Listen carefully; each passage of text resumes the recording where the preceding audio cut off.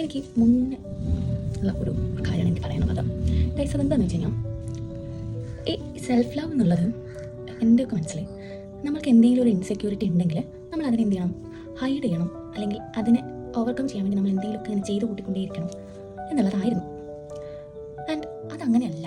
നമ്മൾക്ക് എന്താണോ ഉള്ളത്, നമ്മൾ എങ്ങനെയാണോ ഉള്ളത്, അത് നമ്മളായിട്ട് തന്നെ അക്സെപ്റ്റ് ചെയ്ത് നമ്മൾ മുന്നോട്ട് പോകുന്നതിനാണ് ആക്ച്വലി ഉള്ള സെൽഫ് ലവ് എന്നുള്ളത് ഞാൻ കുറച്ച് മുന്നെയാണ് മനസ്സിലാക്കിയത്. കാര്യം പറയുമ്പോൾ ഞാനും എൻ്റെ അനിയത്തി, അവൾക്ക് നല്ല ചുരുണ്ട മുടിയാണ്, നല്ല സ്പ്രിങ് പോലെ മുടിയാണ്. എനിക്ക് നിങ്ങൾക്കറിയാലോ, അധികമല്ലോ ഭയങ്കര വലിയ ഫോർഹെഡാണ്. എൻ്റെ ഏറ്റവും വലിയ ഇൻസെക്യൂരിറ്റിയും എൻ്റെ ലൈഫിൽ ഞാൻ ഏറ്റവും കൂടുതൽ ഞാൻ കരഞ്ഞിട്ടുള്ളത്, എന്തിനാ ഭഗവാൻ എനിക്ക് ഇത്രയും വലിയൊരു ഫോർഹെഡ് തന്നേന്ന് പറയാൻ കാണുമ്പോൾ അറിയാം. എൻ്റെ ചേട്ടനൊക്കെ എന്നെ ചെറുതായിട്ടും കളിയാക്കും, പാടത്ത് വിത്ത് വിതയ്ക്കാൻ സ്ഥലം അല്ലെങ്കിൽ തേയാമ്പൂൻ്റെ നെറ്റിൽ വിതച്ചോ എന്നുള്ളത്. എൻ്റെ തറവാട്ട് വരെ സ്ഥലം പോലെയാണ് പറയുണ്ടായിരുന്നത്. അപ്പം അങ്ങനെയൊക്കെ ആകുമ്പോൾ എനിക്ക് ഭയങ്കര വിഷമമായിരുന്നു. ഞാൻ ഫോട്ടോയ്ക്കൊന്നും അങ്ങനെ പോസ് ചെയ്യില്ല. എൻ്റെ ഫേസ് എനിക്ക് ഒരാൾ എന്താ പറയുക, അങ്ങനെ ആ കുട്ടിയാണോ എന്ന് പറയാം. അപ്പോൾ എനിക്ക് ശരി, അവർ ആദ്യം ചിന്തിക്കണം എനിക്ക് വലിയ നെറ്റിയുള്ള കുട്ടി അങ്ങനെ പറയും, അങ്ങനെയൊക്കെ ആയിരുന്നു. അപ്പം അനിയത്തിയുടെ കാര്യം, അപ്പോൾ അനിയത്തിക്ക് ഇങ്ങനെ നല്ല ചുരുണ്ട മുടിയാണ്. അപ്പം അവൾക്കാണെങ്കിൽ ഒട്ടും നെറ്റിയില്ല. ഒരു പൊട്ട് വെച്ച് കഴിഞ്ഞാൽ അവളുടെ നെറ്റി ഫുള്ളാവും അങ്ങനെ. അപ്പോൾ ഞാൻ പ്രാർത്ഥിച്ചിട്ടുണ്ടായിരുന്നു, ഭഗവാനെ അവളുടെ മുടി കിട്ടിയാലും എനിക്ക് കുഴപ്പമില്ല, അവളുടെ നെറ്റിയും കൂടെ എനിക്ക് തരണേ എന്നുള്ളത്.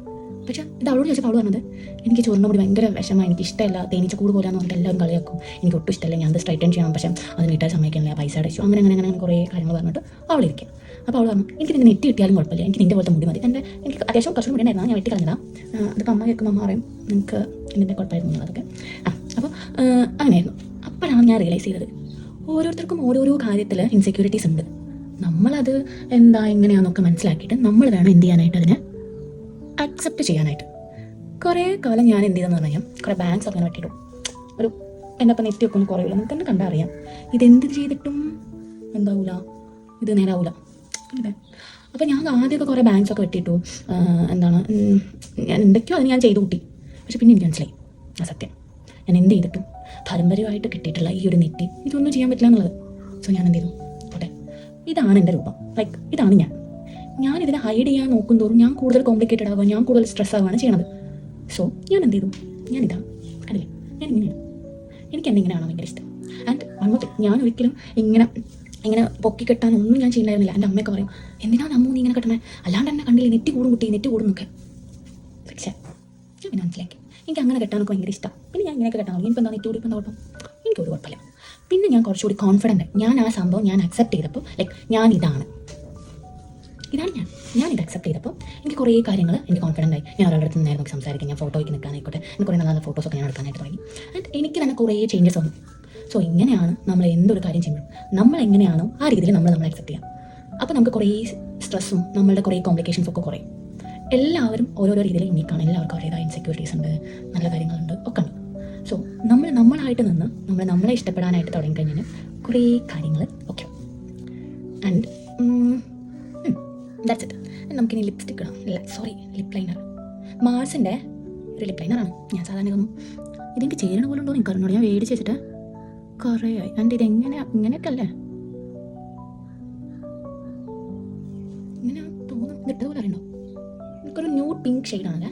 അപ്പോൾ ഇതിൻ്റെയൊക്കെ പ്രൊഡക്റ്റ് നിങ്ങൾക്ക് വേണമെങ്കിൽ നിങ്ങളെനിക്ക് മെസ്സേജ് ഇതിൻ്റെയൊക്കെ ലിങ്ക് നിങ്ങൾക്ക് വേണമെങ്കിൽ നിങ്ങൾ ജസ്റ്റ് ലിങ്ക് എന്ന് കമൻറ്റ് ചെയ്താൽ മതി. എൻ്റെ ഏതിൻ്റെ ലിങ്കാണെന്ന് പറഞ്ഞാൽ. പിന്നെ ഞാൻ മേടിക്കുന്നത് വലിയ സംഭവങ്ങൾ അങ്ങനെയൊന്നുമല്ല, ജസ്റ്റ് കോമൺ ആയിട്ടുള്ള സാധനങ്ങളാണ്. സോ നിങ്ങൾക്ക് കിട്ടുമായിരിക്കും. ആൻഡ് ലിപ്സ്റ്റിക്ക് ഞാൻ ഒരു ലിപ് ഷെയ്ഡും എനിക്ക് ഇഷ്ടപ്പെടാത്ത ഒരാളാണ്, അല്ലെങ്കിൽ അതെനിക്ക് ചേരില്ല എന്നൊക്കെ പറഞ്ഞ് നടക്കുന്ന ഒരാളായിരുന്നു. ഒരു പ്രാവശ്യം ഞാൻ എൻ്റെ അനിയത്തിയും കൂടെ ഞാനൊരു ഷോപ്പിൽ പോയി. ഞങ്ങൾക്ക് ആദ്യമായിട്ട് ഒരു സാധനം എനിക്ക് ഇഷ്ടപ്പെട്ടു, എനിക്ക് ഭയങ്കരമായിട്ട് ഇഷ്ടപ്പെട്ടു. പക്ഷേ എൻ്റെ കഷ്ടകാലത്തിന് അവിടെ അതിൻ്റെ ട്രയൽ പാക്ക് മാത്രമേ ഉണ്ടായിരുന്നു. ഞാനിട്ട് അവരോട് പറയാടക്കം ചെയ്തു, ട്രയൽ പാക്ക് ആണെങ്കിൽ കുഴപ്പമില്ല, എനിക്കത് തരുമെന്ന് ഞാൻ ചോദിച്ചിട്ടുണ്ടായിരുന്നു. കാരണം അത്രയ്ക്ക് എനിക്ക് ഇഷ്ടപ്പെട്ടു, അത്രയ്ക്ക് അടിപൊളിയാണ്. ആൻഡ് എന്നിട്ട് ഞാൻ പിന്നെ ആ ഷോപ്പിൽ ഞാൻ കുറേ അന്വേഷിച്ചു. അപ്പോൾ അവർ പറഞ്ഞു അതിൻ്റെ സ്റ്റോക്ക് വന്നില്ല എന്നൊക്കെ പറഞ്ഞു. അനിയത്തിനെ വിട്ടിട്ട് ഞാൻ വീണ്ടും അന്വേഷിച്ചു, പക്ഷേ സാധനം കിട്ടില്ല. ആൻഡ് ഫൈനലി ഞാൻ എന്ത് ചെയ്തു, അവർക്കൊരു വെബ്സൈറ്റ് ഒന്നും എനിക്കറിയാം, എനിക്ക് ആ പേരും മീൻസ് ആ ബ്രാൻഡിൻ്റെ പേരും ആൻഡ് അത് ആ ഷെയ്ഡിൻ്റെ നമ്പർ മാത്രമേ എനിക്ക് അത് ഉറക്കത്തിൽ വെച്ച് ഞാൻ പറയുന്ന രീതിയിലായിരുന്നു. എന്നിട്ട് ഞാൻ ഓൺലൈനിൽ എന്ത് ചെയ്തു, അവരുടെ ഒഫീഷ്യൽ വെബ്സൈറ്റിൽ നോക്കി സെർച്ച് ചെയ്തു. എനിക്ക് സാധനം കിട്ടി, മക്കളെ കിട്ടി. ഇത് കാണാനായിട്ട് പറ്റുന്നുണ്ടോ, മേരി ജോക്കിൻ്റെ ഒരു ലിപ് കളർ വാട്ടർ പ്രൂഫ് മാറ്റ് ഇത് ആക്ച്വലി ഞാൻ ഇടുന്നത് ഭയങ്കര കുറവാണ്, കാരണം എനിക്ക് ലിപ്സ്റ്റിക് ഇടാം.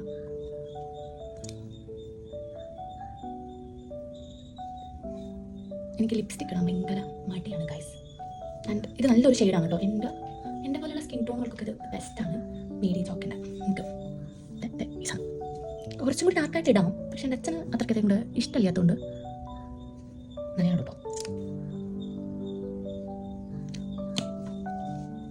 കണ്ടില്ലേ കണ്ടില്ലേ. അപ്പോൾ ഇത്രേ ഉള്ളൂ എൻ്റെ ഗെറ്റ് റെഡി വിത്ത് മീ, വേറെ പ്രത്യേകിച്ചൊന്നുമില്ല. ആൻഡ് ഒരു സ്പെഷ്യൽ സാധനമുണ്ട്, ഒക്കെ കാണുന്നുണ്ട് ഗൈസ്. ഇത് നോ മെയ്ഡ് എന്ന് പറഞ്ഞൊരു ബ്രാൻഡിൻ്റെ നല്ലൊരു പെർഫ്യൂമാണ്. നല്ല പെർഫ്യൂം എന്ന് പറഞ്ഞു കഴിഞ്ഞാൽ നല്ല മണമാണ്. ഒരിക്കലും മൈഗ്രെയിനോ അങ്ങനെ എന്തെങ്കിലും, എനിക്ക് ബേസിക്കലി മൈഗ്രെയിൻ ഉള്ള ഒരാളാണ് ഞാൻ, എനിക്ക് എല്ലാ സ്മെല്ലുകളൊന്നും പറ്റില്ല അങ്ങനെയൊക്കെ. പക്ഷേ ഈ സ്മെല്ല് നല്ലൊരു സ്മെല്ലാണ്. ആൻഡ് ഇത് നമ്മളിപ്പോൾ ഡ്രസ്സൊക്കെ വാഷ് ചെയ്ത് കഴിഞ്ഞാലും ആഫ്റ്റർ ഒരു 3 days ഒക്കെ നമ്മുടെ ക്ലോത്ത് ഇങ്ങനെ കാൽക്കുലേറ്റ് ചെയ്തിട്ടുണ്ടെങ്കിൽ അങ്ങനെ നോക്കിയിട്ടുണ്ടായിരുന്നു. അപ്പം ഒരു 3 days ഒക്കെ എന്താണ് നമ്മുടെ ഡ്രസ്സിലടക്കം ഈ സ്മെല്ലുണ്ടാവും. നല്ലൊരു ബ്രാൻഡാണ്. ആൻഡ് എൻ്റെ ചേട്ടന് ഗിഫ്റ്റ് കിട്ടിയതാണ്. ഇത് ഞാൻ യൂസ് ചെയ്യേണ്ടതെന്ന് അവനറിയില്ല. ഈ വീഡിയോ വന്നതിന് ശേഷം പല നഗ്ന സത്യങ്ങളും അവൻ അറിയാൻ പോകുന്നത്. ആൻഡ് ചിലപ്പോൾ ഇനി എൻ്റെ റൂമിൽ കയറണം എന്ന് ഞാൻ പറഞ്ഞേക്കാം. അതുകൊണ്ട് ഇനി ഒരു ഗെറ്റ് റെഡി വിത്ത് മീ ഉണ്ടാവുമെന്ന് പോലും എനിക്കറിയില്ല. എനിവേസ്, നിങ്ങൾക്ക് ആർക്കെങ്കിലും ഗിഫ്റ്റ് കൊടുക്കാൻ, എന്തെങ്കിലും ഒരു പെർഫ്യൂം ഗിഫ്റ്റ് കൊടുക്കാനായിട്ടോ, നിങ്ങൾക്ക് പേഴ്സണലി യൂസ് ചെയ്യാൻ നിങ്ങൾ എന്താണ് ഏതാണെന്നൊക്കെ ഇങ്ങനെ തപ്പി നടക്കുന്ന ഒരാളാണെങ്കിൽ നിങ്ങൾക്ക് ഈ പെർഫ്യൂം നല്ല ഒരു ചോയ്സ് ആയിരിക്കും.